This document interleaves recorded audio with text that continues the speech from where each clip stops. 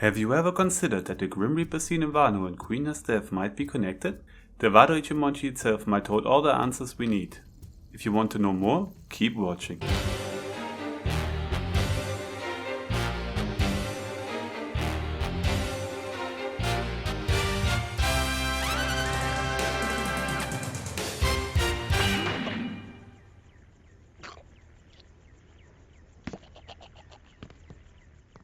The Wado Ichimonji, the sword given to Zoro after Kuinas death, serves as a reminder of his promise to become the greatest swordsman. This sword has been by his side for the longest time. It is a unique masterpiece, crafted by the swordsmith Shimotsuki Kozabudo. When Kozabudo left the land of the samurai, he took his handcrafted Meito with him.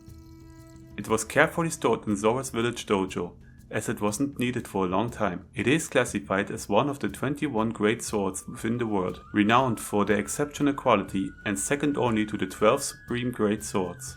But the Wado Ichimonji is more than just a sword. It holds great significance for Zoro. He would never part from this weapon, as it is a memento of his deceased friend and rival, Kuina Shimotsuki. Her sudden death was a profound shock for him. At her funeral, as he gazed upon her lifeless body, tears streamed down his cheeks, and he screamed at her, reminding her of the promise she made just a day earlier, that they would fight for the title of the greatest swordsman in the future. However, all of this came to an abrupt end in a single night. His rival, along with all the reasons to grow stronger for future duels and clashes, vanished. It was in that moment that Zoro decided to fulfill the promise for both of them. He declared that he would become a swordsman so great that his name would even be known in heaven. And at that moment, he asked her father, Shimotsuki Koshiro, to give him her sword, and he did. It is with this weapon that Zoro even withstood the attack of Dracula Mihawk's supreme great sword, Yoru, the strongest black blade. During that encounter, Zoro's other swords were destroyed, but not the Wado Ichimonji. Even though Zoro wasn't able to coat it with Haki back then, it did not break, nor did his spirit to reach his goal.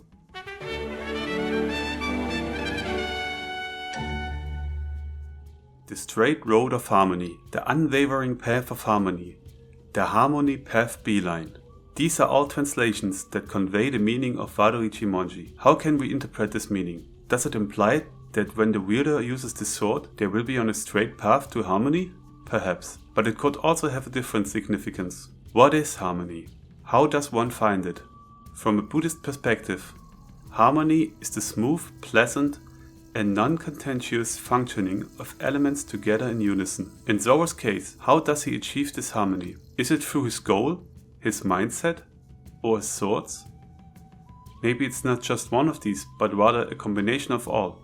During his fight with Mr. One in Alabasta, Zoro instinctively knew where the stones would fall. He recalled having this feeling before, where everything around him felt eerily silent. His heartbeat resembled distant thunder, and it felt as if he stood on the gates of Hades. He could sense the rocks falling, breathing, the trees with heartbeats of their own.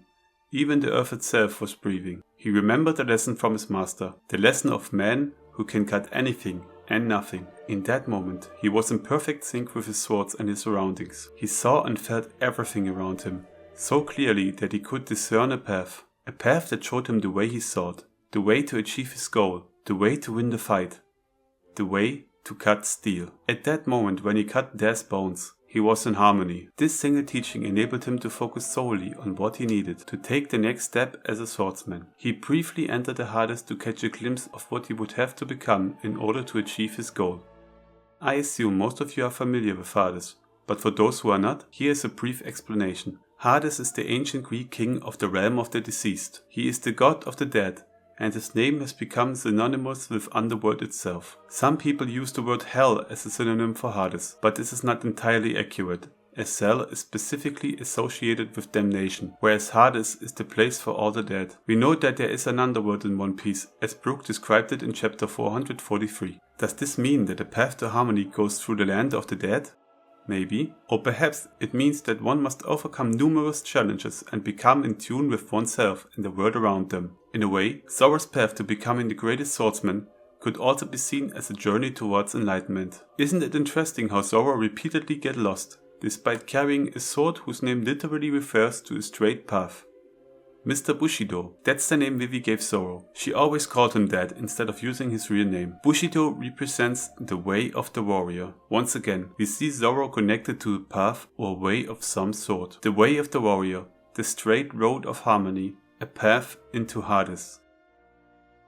Zoro has a clear goal, and the path to achieving it is straightforward. However, there are distractions and obstacles along the way that try to lead him astray or block his path.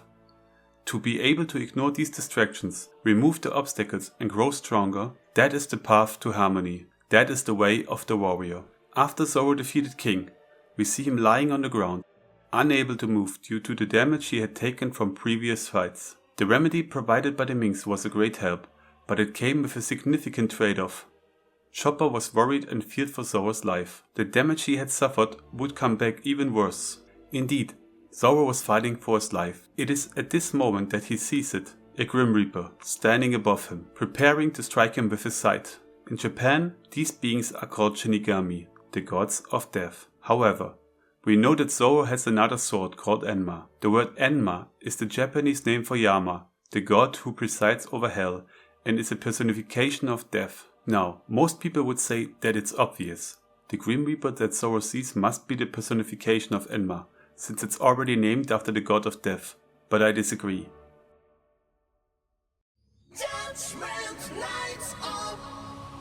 In chapter 955, we saw Zoro having trouble with Enma as it drew out large amounts of his haki without his intention. However, if the Grim Reaper appeared because of Enma, then why didn't it show up when Zoro was already bandaged by Sanji, looking like a big cross? I believe it's something different. Zoro was nearing his end. He didn't open his eyes anymore, and didn't react to Frankie's calls. I think at this moment, Zoro was on a straight path to harmony, and he had to overcome the greatest obstacle yet. Death. I think it was not Enma but the Wado Ichimonji itself that we saw on the panel with the Grim Reaper. Zoro already told us that he stood at the gates of Hades once. It was a moment when he was close to death as well. The moment before he defeated Mr. One in Alabaster. Kuma gave him another glimpse of hell when nothing happened. But on this occasion, when he peeked into hell, or the underworld, he did not pass out. He endured the pain and followed his path, the way of the warrior, the straight road to harmony, to become the greatest swordsman. He was in harmony with himself, his swords, everything. He made an oath back then at the Bharati to never lose again, but here he was lying on the floor, unable to move, dying, losing to death itself, losing to Enma. It was at this moment when he was about to break his oath that the Wado Ichimonji tested him. This sword does not want to be wielded by someone who gives up on their dream, their goal, their way. While Zoro was unconscious, I believe that he engaged in a battle with the Wado Ichimonji itself, aiming to prove his unwavering commitment to his promise and oath to become the greatest swordsman. Remarkably, Zoro successfully passed this test, unlike Kuina. Zoro, who had previously been using training swords, received 2 ordinary katanas from Shimotsuki Kozaburo. Frustrated after losing to his rival Kuina for the 2000th time, Zoro yearned to settle their rivalry once and for all. He challenged her to a duel using real swords, but suffered yet another defeat. During their subsequent conversation, Zoro discovered that Kuina envied him for being a boy, believing that he would naturally surpass her in strength one day. Kuina's father, Shimotsuki Kushiro, had previously instilled in her the belief that girls could not become master swordsmen, causing her to internalize this notion. However, Zoro refused to accept such prejudice, and made her promise that they would both strive for the title of the greatest swordsman in the future. Although Kuina agreed to the promise, it is possible that she didn't fully believe in it. During their battle for the 2001st time, Kuina wielded the Wado Ichimonji, the family heirloom of the Shimotsuki clan. It was the first time she fought with the sword, and I think that the Wado Ichimonji sensed Zoro's strong determination and witnessed the conversation where they discussed their dreams. In the world of One Piece, various objects and entities possess their own will. For instance, Zoro had previously noticed the sword beneath the rock in Alabaster, without physically seeing it.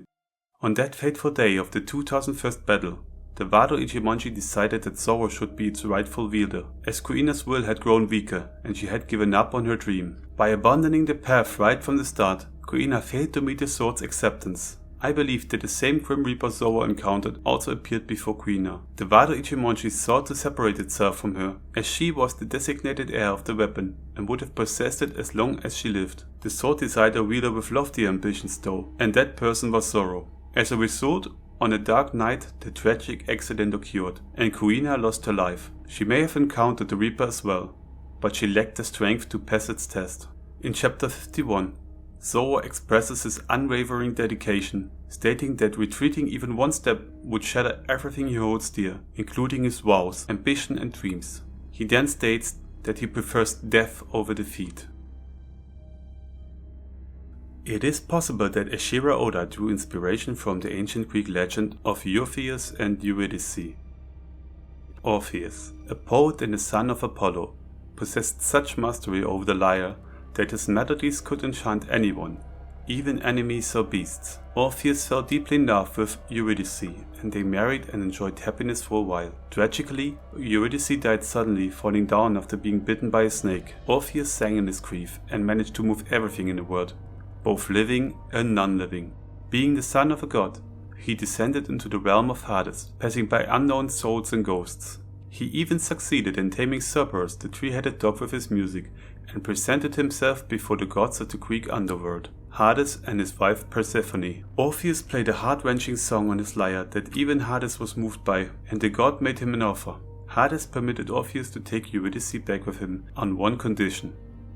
As they walked out from the caves of the underworld, Orpheus must not turn around to look at her. They started their ascent, and all went well until they were almost outside. All the time while traveling upwards, Orpheus did not hear any footsteps behind him, so he started to fear that the gods had fooled him. Only a few feet away from the exit, Orpheus lost his faith and turned to see Eurydice behind him, sending her back down to be trapped in Hades' realm forever.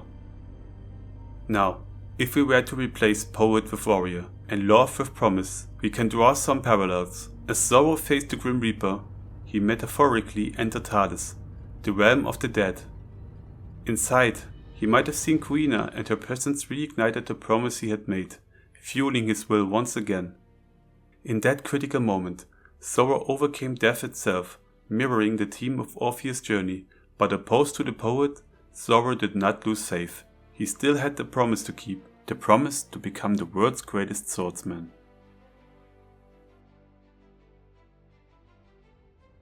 Thank you for watching everyone. If you liked the video, please consider subscribing and leave a thumbs up. Thank you very much and see you next time.